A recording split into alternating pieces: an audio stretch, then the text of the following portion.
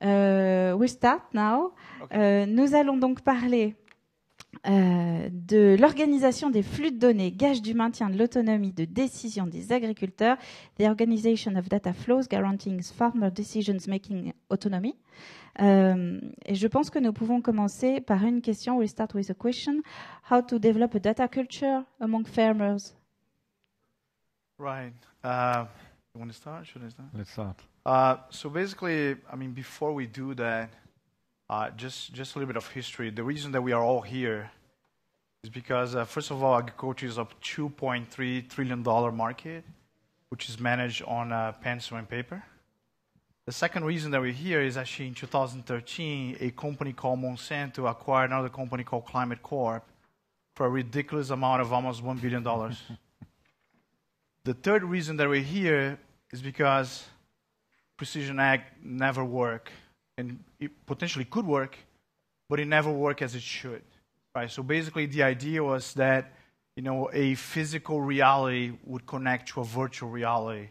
And unfortunately, the reality that we have is we have, almost like 15, 20 logins and passwords that every day, every farmer has to take this USB and put into a system or multiple systems in order to try to have some kind of holistic view of what's going on in their particular farm.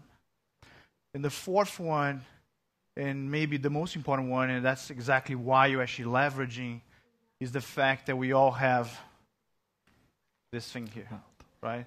This is the most important thing that we ever had in the last, since the Industrial Revolution. And this is basically changing the relationship between the farm and the consumer. We never had a chance in our lives to have that kind of experience. And honestly, we're actually lucky to be part of this, right? So I think that's the start of the problem, but that's where we are today.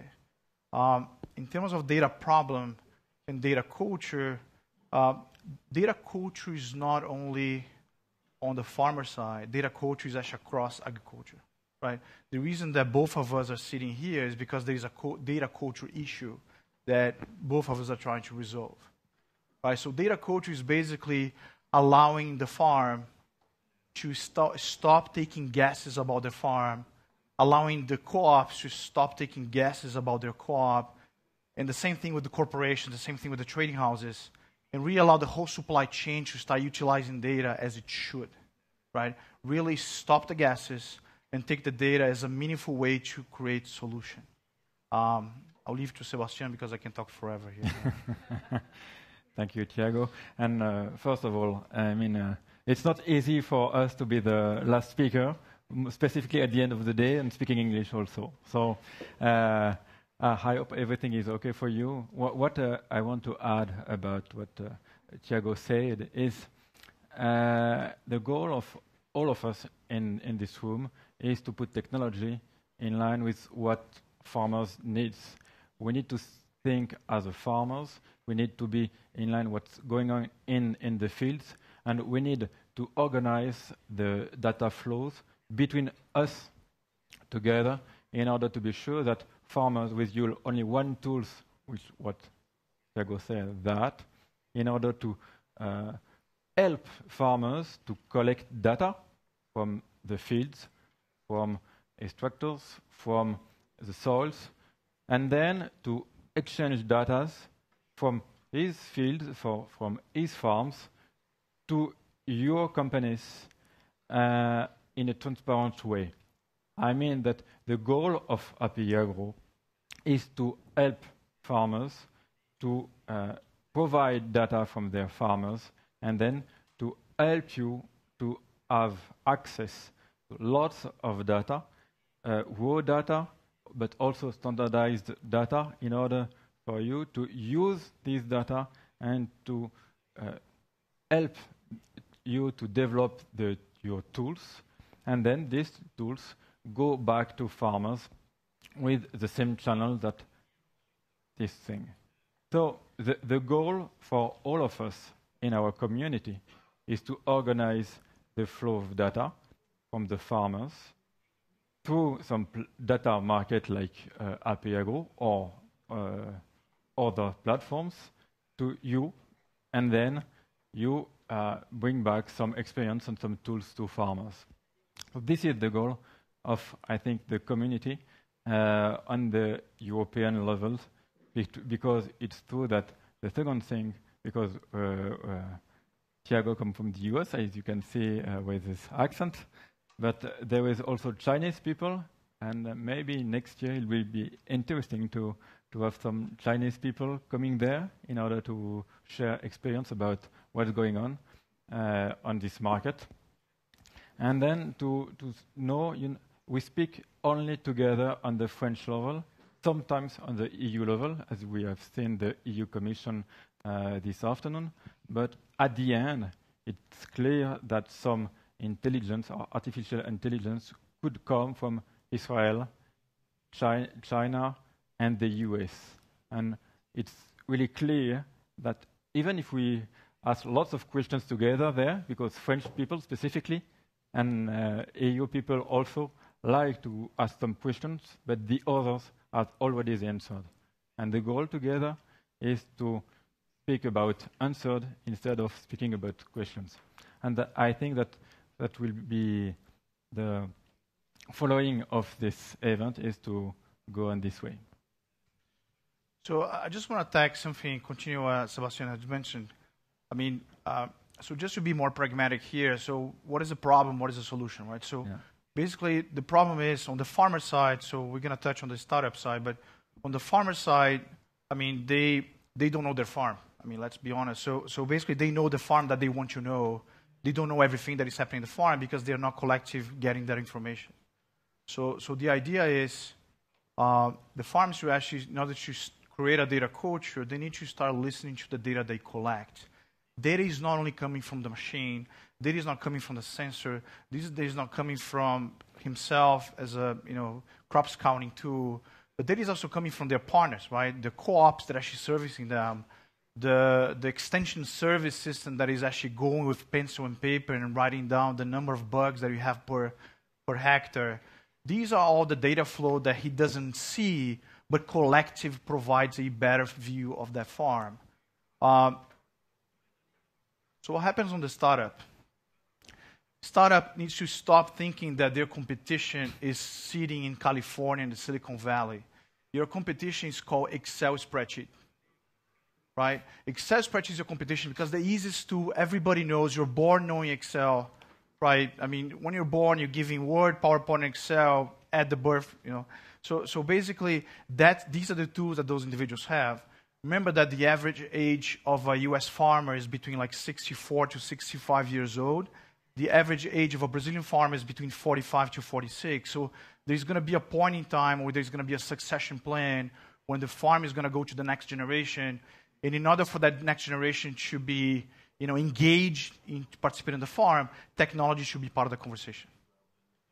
So the farmer needs to understand and collect and force their suppliers, which could be a seed company, could be the co-op, to also collectively participate on that.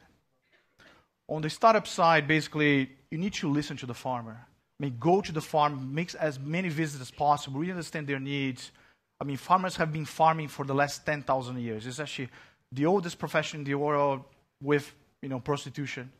But so basically, they know they have a collection of data and information that is being gathered for 10,000 years. We're just choosing to let it go, right? So basically, what Silicon Valley has done in the past 10 years is force a software into a solution that is not required. So the likelihood that a farmer is going to accept that solution is very small. Right, so you need to do the opposite. You need to respect that particular know-how and visit the farm with open arms to respect what they have, but add value what they don't have right now. Also remember that you have to be better than Excel. What is the solution, right? And then I'll share that with Sebastian as well. The solution is basically allowing the farmer not only collecting the data and start to organize its data so he becomes data culturally viable, but it's also partnering with other farmers. So that's the idea of the data co-op, right? Data co-op is not the co-op gathering data. Unfortunately, they missed that boat like 10 years ago. They could be doing a much better job helping the farmers and making data as a service. That's their choice not to do that. We are here to help the co-ops if they want to help. But the fact of the matter is, the farmers themselves, among their region or their province, they can collectively share information and get a benchmark and start to become more efficient among themselves. That's the true data co-op, right? It's a cooperation among farmers to reach a better value productivity or social organization or economically viable farm. On the co-op side, is basically the co-op understanding that there is a gap that needs to be fulfilled. I mean, co-op historically has had a human touch, right? So there is an agriculture engineer going to the farm, shaking their hands, establishing a relationship, selling seeds, selling services. And with the new generation, as I described previously, we're going to stop seeing that, right? Because of the iPhone, because of the Google, because of Samsung, all those phones, what you have right now is the next generation. All the corn or soybean or wheat that is being produced there, they have choices. And not necessarily co-op is part of the conversation, right? So the co-op needs to be more active, participating in it, and engaging through data conversation. It's clear that Thiago spoke about the farmer's point of view and the main competitors on the collection data in farms, which is Excel. So now I'm going to speak with you about the next steps, how to exchange data from the farmers to you or to the other companies in the food and feed chains. I mean, this is the main competitors for marketplace, for data marketplace like API Agro or DKE or other data, is the bilateral agreement between you and one technical institute, one company, and all that stuff. No, this is the point, one-to-one. Okay, this is the main competitors face to data marketplace.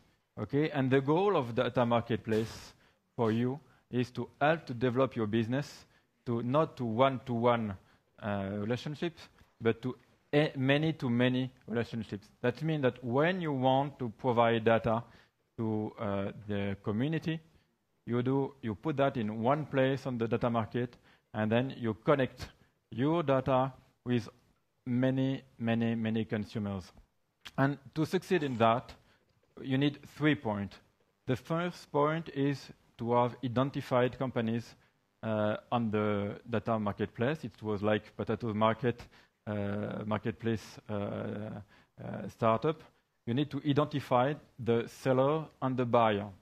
And on the numeric point of view, you need identity, the first point. The second point is standardization. I mean, Smile just said, okay, you have the Ag Gateway, AgroED Europe, and all that stuff. It's a nightmare. All of you in the room know that non-standardized data is a nightmare for your tools, for your software, because you cannot deal with them.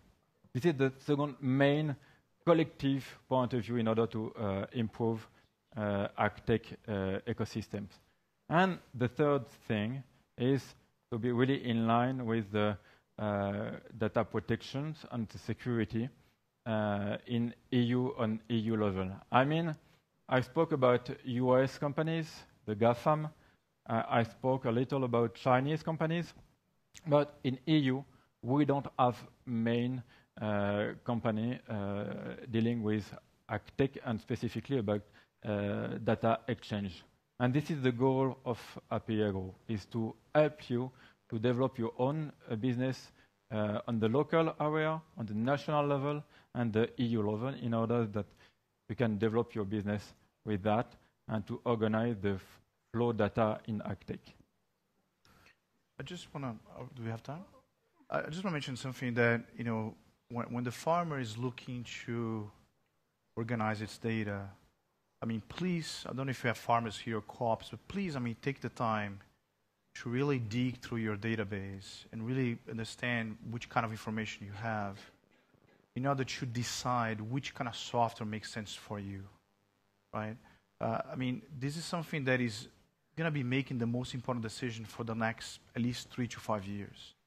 So this is something that you have to respect, I mean, data is something that once it's highly organized, as Sebastian mentioned, once it's actually established into a frame that is solid, that is normalized, that you can actually utilize properly, it's going to give tools and capabilities that this individual never expected.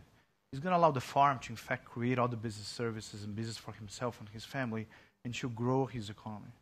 So I think really respect the time, understand what you need. Don't just, come into this event is great because you have like a really a fair amount of startups within the French market that are really to invest time and dedicate efforts to provide service to the farmers.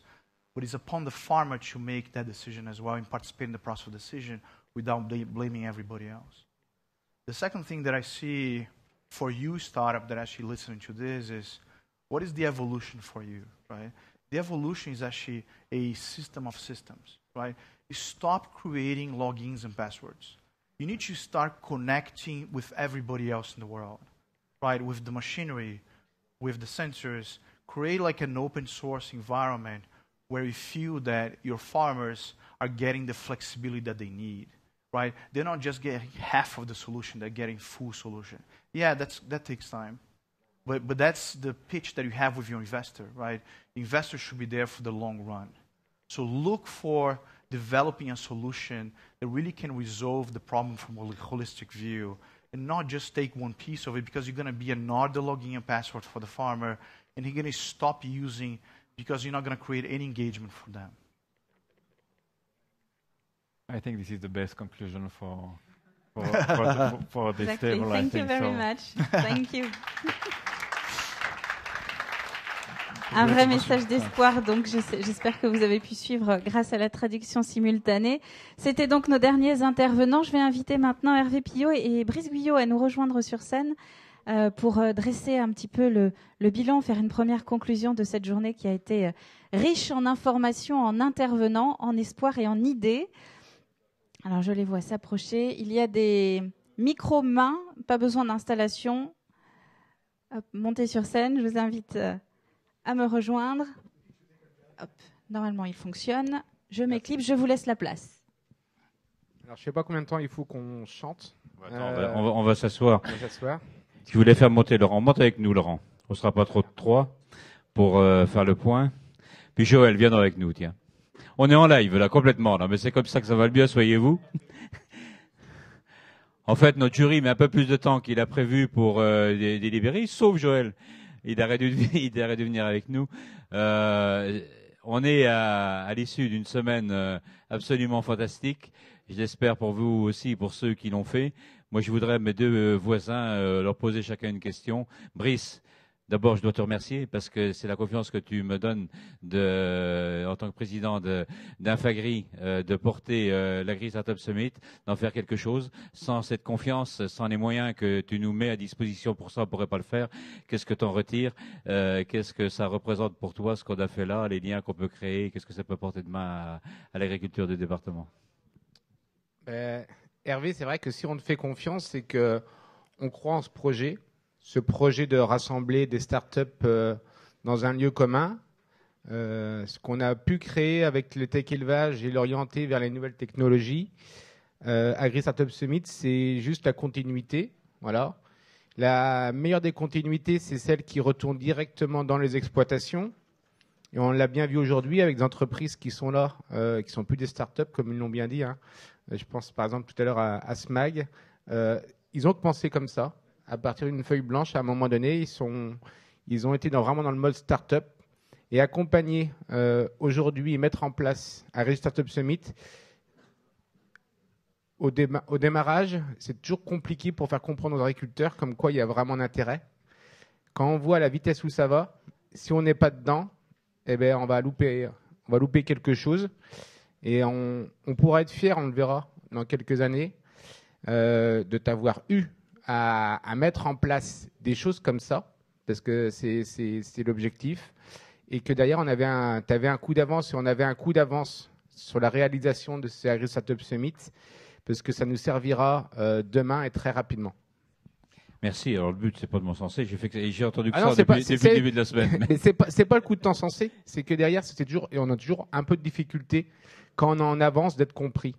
Et c'est pas le coup de temps censé, c'est se dire, à un moment donné, quelqu'un qui joue avec un coup d'avance, on comprend pas pourquoi il joue ce coup maintenant, alors que derrière, ça servira pour être justement à la pointe et avoir ne pas être attentiste, mais être justement opportuniste et avancer encore un peu plus rapidement. Merci, merci Brice. Avant de laisser la parole à Joël, Laurent, pour ceux qui ne connaîtraient pas Laurent Prétro, qui n'était pas là lundi soir, conseiller régional Pays de la Loire, chargé du numérique, on était ensemble au début de la sélection de certaines de ces startups en Afrique. Donc on a commencé il y a 2 mois maintenant ensemble. Ça me fait plaisir de les revoir ici. La région est notre principal accompagnateur financier dans tout ce challenge qu'on a mis en place. Comment tu vois cette relation avec l'international à travers ces startups? Merci Hervé. Bien, bon, d'abord, je souscris évidemment à tout ce qui a été dit par rapport à Hervé. C'est vrai que c'est un formidable ambassadeur et de nos territoires, de notre territoire ligérien, et puis bien sûr des questions du numérique et de l'agri. Juste un tout petit mot peut-être pour dire que c'est vrai que l'Agri Startup Summit et tout ce qui s'est passé cette semaine, ça montre l'immense potentiel économique qui réside dans nos territoires.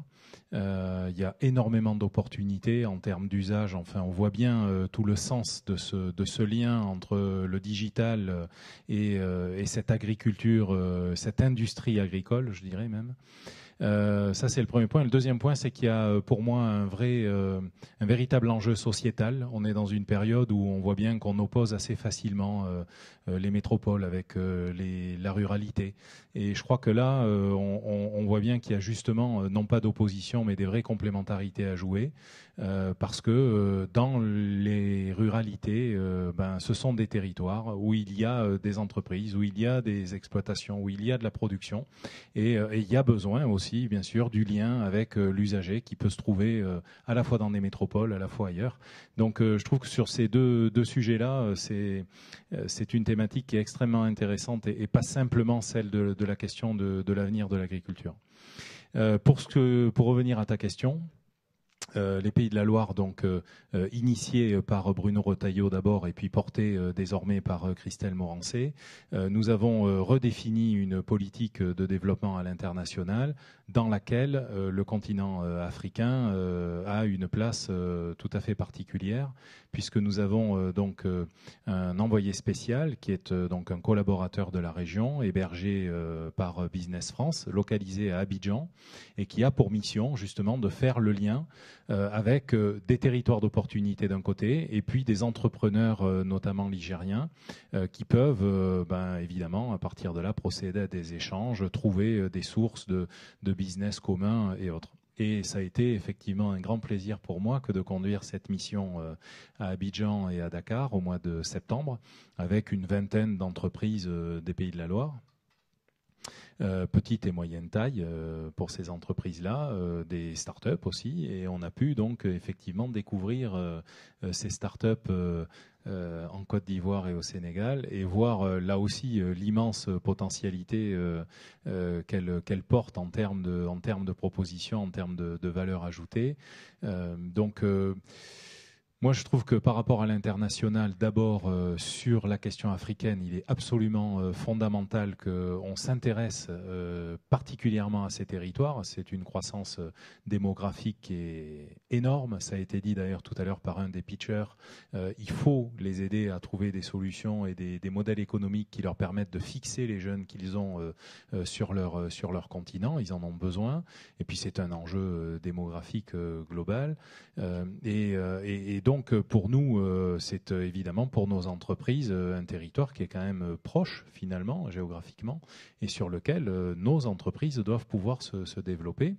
On a notamment eu l'occasion lors de cette mission nous élus, donc j'étais avec une autre élue régionale, de pouvoir tisser un certain nombre de relations pendant les 2 jours à Abidjan et les 3 jours qui restaient à Dakar, pour rencontrer avec l'ambassadeur de France, le ministre de l'économie, etc., dans les différents sujets. On a pu donc notamment aider à la réalisation d'un projet qui consiste à travailler sur le nettoyage des baies lagunaires à Abidjan. Abidjan donc est entouré de lagunes et les habitudes, on va dire, et le temps a fait qu'il y a énormément de pollution, notamment au plastique. Et donc il faut lancer bien sûr des solutions pour nettoyer ces baies lagunaires. Mais la solution en elle-même, je suis un peu long, mais ça non, c'est pas que t'es long, mais la juste solution juste pour illustrer que je peux pas m'en empêcher ça. Vas-y. Je sais que tu as des pulsions de temps en temps et on t'aime aussi pour ça. Dans les entreprises qui étaient là-bas avec nous, il y a quelque chose qui est né comme une start-up il y a quelques années, qui est vendéenne. Ben oui, c'est pour ça. Qui est celle de Thierry Tomaso, qu'il avait fait au moment de la marée noire pour pouvoir capter avec des chaluts le pétrole. Moi, je l'ai retrouvé là-bas. Ce mec-là, il était marin. Comme quoi, on peut arriver par cette innovation. Il a été précurseur. On parlait pas de start-up à ce moment-là. C'était il y a une quinzaine d'années. Il a monté un process pour dépolluer la mer en cas de pollution au pétrole. Et on le retrouve là-bas à Abidjan. C'est devenu une véritable entreprise pour dépolluer la baie d'Abidjan. C'est ça que je voulais dire. Oui, c'est ça. Mais tu as tout à fait raison. Et donc tout ça pour dire que, bref, en l'occurrence, ce projet, c'est pas qu'un projet technique pour dépolluer. C'est vraiment un projet sociétal. C'est-à-dire qu'il faut emmener les populations très en amont des lagunes à comprendre que ils peuvent plus il faut trier, donc il faut mettre en place des chaînes de tri, etc. Donc on a vraiment la possibilité d'aller très en profondeur dans les modèles économiques et c'est ça aussi qui est le sens d'une politique à l'international. Voilà. Merci. Joël, tu ne vas pas te faire réintervenir sur tout à l'heure les politiques spatiales, mais tu as compris le lien à faire. J'ai vu hier quand par rapport à ça, quand Pierre Delceau intervenait, justement, c'est les possibilités de Copernicus, de commencer à voir comment on commence à travers tout ça à pouvoir exploiter tout ce qu'on a à disposition. Le lien entre Tech Élevage et Startup Summit, on a voulu les 2 événements à la suite l'un de l'autre. Tu la vois, cette complémentarité entre l'un et l'autre et l'international ? Effectivement, je pense que tu m'en avais parlé suffisamment tôt pour voir comment on pouvait organiser sur une semaine tout ce processus. Mais juste avant de répondre à ta question, parce que vraiment j'ai beaucoup apprécié, notamment avec Karim Sy et avec Pierre également hier, ça a été génial. Mais auparavant, il y a eu, et je l'ai vu avec le préfet tout à l'heure, parce qu'il faut que vous vous rendiez compte, le préfet, il avait d'autres préoccupations. Le temps qu'il a passé ce midi, il ne pouvait pas venir à la session de la Chambre ce matin, mais il est venu à 13h et avec toi, avec Brice, a fait le tour de l'ensemble des startups qui étaient présentes ici. Et à chaque fois, il y avait quelque chose qui émergeait en lui, et même jusqu'à dire, mais moi je suis prêt à lancer une start-up d'État en tant que telle, mais pas de Paris. C'est une start-up qui puisse véritablement partir du terrain. Et je crois que là, il y a quand même quelque chose qu'il va falloir innover et faire comprendre au pouvoir public que toutes ces initiatives de start-up permettent véritablement de lancer des véritables défis pour nous, agriculteurs. Je ne vais pas reprendre les propos de Brice pour cette initiative, mais en partant notamment de Paris et d'avoir ce processus en passant chez Éric Thirouin, en venant jusqu'à Angers l'autre soir, et puis en atterrissant ici avec cette semaine globalement, avec les artisans hier soir, avec Artisanite et notamment nos amis africains qui étaient également présents, qui ont pu, et Karim a pu intervenir notamment. Moi j'ai trouvé ça quand même intéressant de pouvoir se lier avec Tech Élevage, parce qu'on est passé à d'une véritable ampleur pour faire le lien avec le concret et les attentes du terrain. On est parti sur quelque chose il y a quelques années, ça apparaissait comme du virtuel. Aujourd'hui, on est vraiment dans l'application.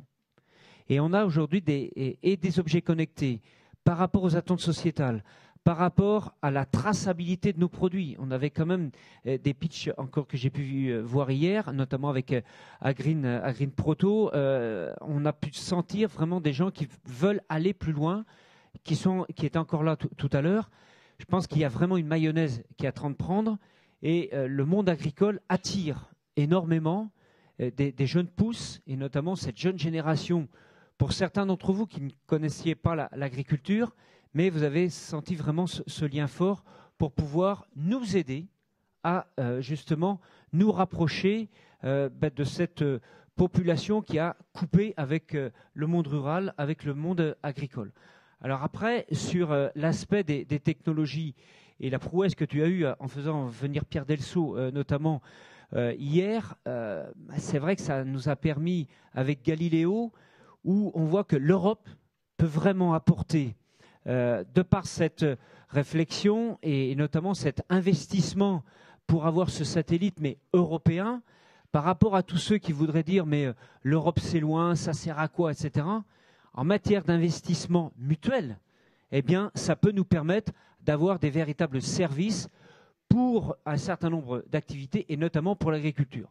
Moi, je m'occupe vraiment de ces dossiers et Éric Thirouin le sait très bien, notamment gestion des risques. Et on sait que demain, pour la future politique agricole commune, ça fait partie des vrais débats, de savoir comment on peut trouver des outils vraiment utiles qui soient incontestables pour permettre d'aller à l'infiniment petit et l'infiniment de précision pour accompagner les agriculteurs, pour faire sur de la prévention.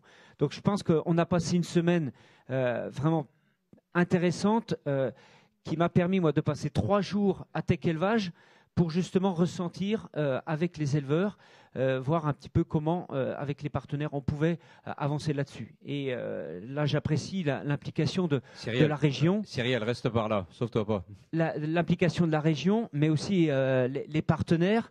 On a pris du temps avec le Crédit Agricole tout à l'heure, justement pour aller encore plus loin sur ces questions-là, pour les investissements. Donc on a quand même des ingrédients aujourd'hui, notamment avec Sentinelle, Copernicus, etc., où, bon sang de la vie, arrêtons de nous taper sur la tête pour se dire mais il n'y a que les Américains qui peuvent être à la pointe. Eh bien, en Europe, on est capable de faire des choses. Et puis, mon mot, c'est notamment sur le lien avec Digital Africa. J'ai vraiment trouvé ça pertinent qu'on puisse vraiment faire ce lien. On a eu des débats hier matin pendant 1h30 avec Pierre Delceau et Karim pour justement nous mettre dans cette relation entre l'Europe et l'Afrique et peut-être plus encore entre la France qui a sans doute un rôle majeur pour faire ce lien parce que même si on a quelques difficultés de compréhension parce qu'on est sur un plan colonial un peu fort, mais il faut véritablement qu'on tisse ces liens. Donc merci Hervé pour ton implication. Merci à toi Joël. Et c'est vrai qu'hier matin, avoir un directeur de la Commission européenne qui vient sur le terrain à la rencontre des éleveurs, c'était quelque chose. Brice, reste un tout petit peu avec moi. Je voudrais faire venir à côté de moi, avant de commencer, c'était pas non plus prévu dans le protocole, mais Delphine, Caroline et Cyrielle, et je veux que vous les applaudissiez beaucoup, et à travers elles, avancez là, toutes les trois. Et à travers vous trois, c'est l'ensemble du personnel de la FDSEA qui s'est impliqué. Et je voudrais pas oublier Christelle Soulard. On pense à elle où elle est. Et je pense qu'elle nous reviendra, j'espère qu'elle nous reviendra. Je sais pas où est Eric. Je te laisse la parole. Je ne sais pas si tu te fais de là-bas ou là. Maintenant, la scène t'appartient en tant que président du jury. Et merci au jury. Merci à toi, Eric, et à vous tous, l'équipe qui a travaillé toute la journée. Je vous laisse la place pour les résultats. C'est ce que vous attendez tous. Feu d'artifice. On va donc inviter maintenant tous les membres du jury à monter sur scène. On va procéder à la remise des prix. On invite également les partenaires, évidemment, à les rejoindre sur scène, s'il vous plaît, puisque c'est vous qui allez remettre les prix. Le temps est serré avec le bus derrière qui attend pour repartir. Toutes les bonnes choses ont une fin. Le jury est sur scène. Les partenaires, s'il vous plaît, n'hésitez pas à monter. D'autant que je crois qu'il y a plein d'oreilles qui attendent un petit peu les résultats. Allez-y, avancez, n'hésitez pas.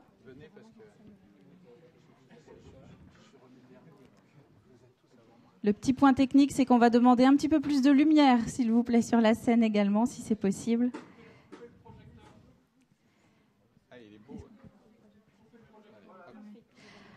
Alors, on va faire un petit clin d'œil pour les trophées maintenant. Je vous en parlais en tout début de journée. C'est Waiba Lemerlet de la société WLcom, une société de Loire-Atlantique qui les a imaginés exprès pour Agri Startup Summit, cette 2e édition. Un trophée vivant puisque végétal. Et donc, les gagnants de cette journée vont tous repartir avec un exemplaire. On va donc commencer par le 5e prix qui est le prix Tremplin. Pour le remettre, on va appeler la CCI et la Chambre d'agriculture. Joël Limousin, je crois que vous n'étiez pas loin. Vous devez toujours être par là. Philippe Legris également. Alors, Philippe va annoncer le lauréat. Non, d'accord. Bien, pour le prix Tremplin, nous avons choisi un projet qui est emblématique, je pense, de la Vendée. C'est le projet d'OTA de Cécile Dauger, voilà, pour son projet Ostrich. Bravo. Donc,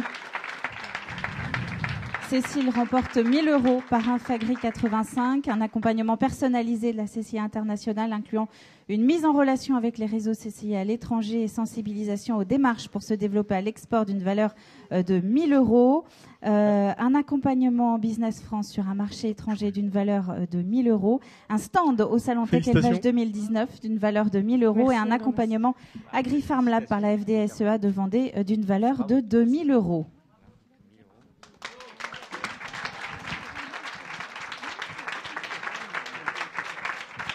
Quatrième prix maintenant, le prix Espoir. C'est Marie-Thérèse Bonneau qui va l'annoncer. Il va être remis par SMAG et Infagri et Adrien Catalayud, excusez-moi, de Business France. Bien, voilà. Merci. Donc ce 4e prix, le prix Espoir. Alors le prix Espoir pour Promus. Voilà. C'est Promus. Alors, Promus remporte 1 000 € par Infagri 85. On a été très intéressés par cette capacité d'apporter de la logistique et simplifier la capacité de mettre en œuvre des projets innovants. Donc, c'était important pour nous. 1 000 € donc par Infagri Bravo. 85. L'accompagnement Business France sur un marché étranger d'une valeur de 1 000 €. La participation au Tech Agri-Food Day in Vivo organisé par SMAC le 12 décembre prochain à Paris, Salvagram, en qualité d'exposant et 3 invitations en plus des lauréats.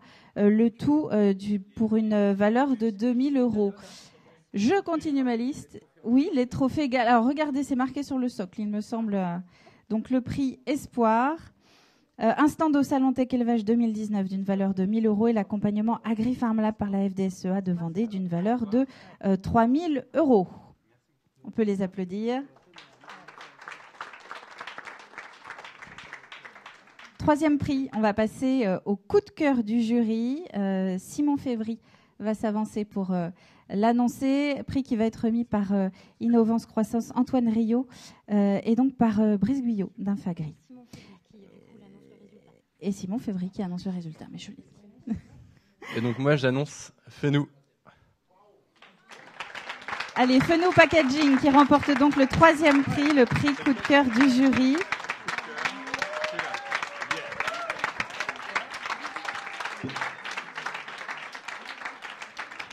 Il remporte 1 000 €. Fenou Packaging remporte 1 000 € par la société Infagri. 4 jours de conseil par Innovation Croissance également. D'une valeur de 4 500 € sur les thématiques études de levier de croissance et nouveaux marchés, financement, études de levier, présentation à des financeurs, venture capital et structuration de la stratégie de croissance, valorisation des produits et services par la propriété intellectuelle. Un stand également au Salon Tech Élevage 2019 d'une valeur de 1 000 € et l'accompagnement Agri-Farm Lab par la FDSEA.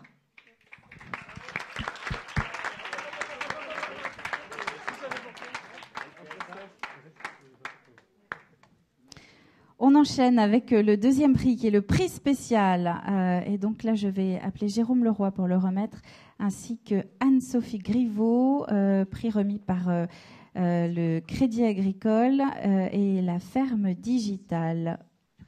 Alors, le prix spécial est attribué à Naouner du Sénégal. Bravo. Nanoer. Naouner. Deuxième prix, donc le prix spécial.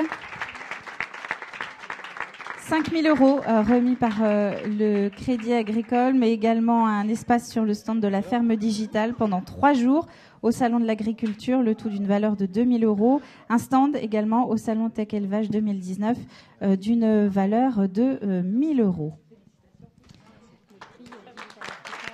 Et également une campagne publicité par une agence spécialisée dans des journaux africains d'une valeur de 10 000 € offert par Digital Africa. La photo, le sourire. Il y a trop de cadeaux en fait. Restez à proximité. On va enchaîner avec le prix. Et le premier prix, évidemment, le grand prix. Je vais appeler Nathalie Gosselin pour la région et Laurent Pétraud pour remettre ce prix, donc de réussir. C'est Éric Thirouin qui va annoncer le résultat. Alors, vraiment, au nom de l'unanimité de tout le jury, j'ai l'honneur de le remettre à Agricoli. Voilà. Félicitations Agricoli. Grand prix Agri Startup Summit 2018. Il arrive, je le vois. Il s'approche.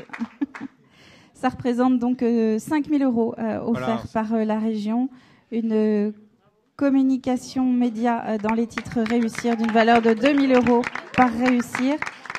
Un espace sur le stand de la ferme digitale pendant 5 jours au Salon de l'Agriculture 2019 d'une valeur de 2 500 €. Un stand au Salon Tech Élevage 2019 d'une valeur de 1 000 € et un accompagnement AgriFarm Lab par la FDSEA de Vendée d'une valeur de 5 500 €. On va demander à Promus et le partenaire SMAC de remonter sur scène pour faire la petite photo. Est-ce que Promus est dans le coin? Voilà. Voilà. Et allez-y. Et sachant que effectivement, on a eu beaucoup d'hésitations et on a souhaité rajouter un prix du jury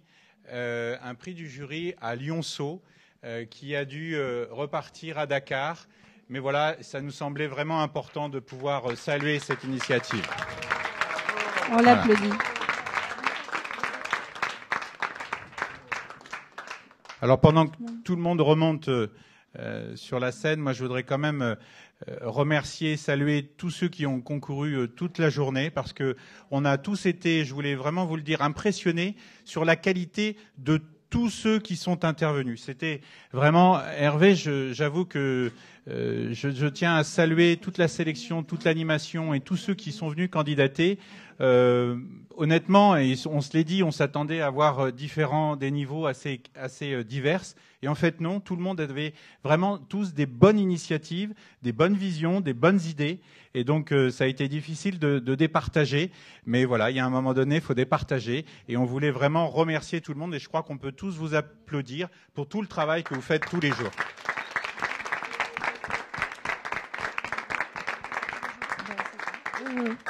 Alors,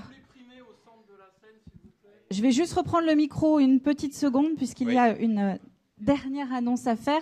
Je vous parlais des trophées. Waiba est avec nous. Bonjour.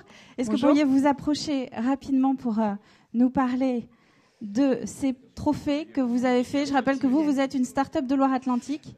Bonsoir. J'ai souhaité en fait intégrer du végétal dans les trophées. C'est aussi une symbolique. C'est du végétal 100% naturel et qui nécessite aucun entretien. Donc ni arrosage, ni engrais, ni lumière. Donc ça va dans les trophées.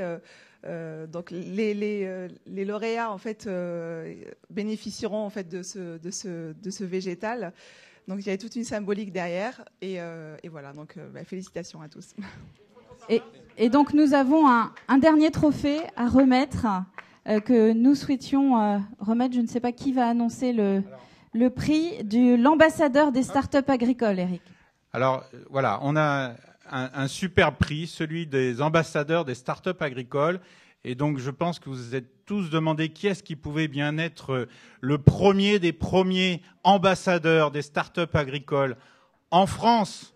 en Vendée, en France, mais à l'international. Et moi, je peux vous vraiment témoigner, c'est quelqu'un qui a une vision extraordinaire et aussi une éthique. Et je pense que c'est ça qui est le plus important, c'est d'avoir du cœur, de l'éthique, d'avoir envie que ça aille de l'avant, envie que tout le monde puisse se développer sur le numérique et développer aussi notre beau pays qu'est la France. Évidemment, Hervé, c'est toi dont je parle.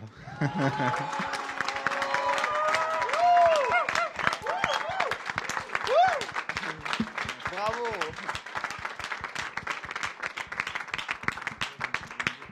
Au milieu. Hop. Alors, on me dit qu'il faut que j'aille au milieu, je vais m'insérer là. Hop, hop. Ouais, c'est vrai. Bravo Hervé.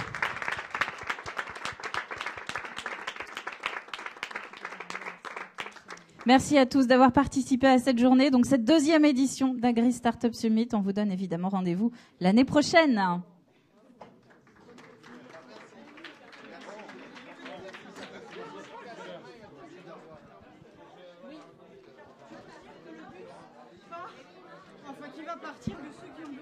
Et le bus s'apprête à partir. Donc, ceux qui ont besoin de monter dans le bus, nous vous invitons à y aller très rapidement. Il prend la direction de la gare.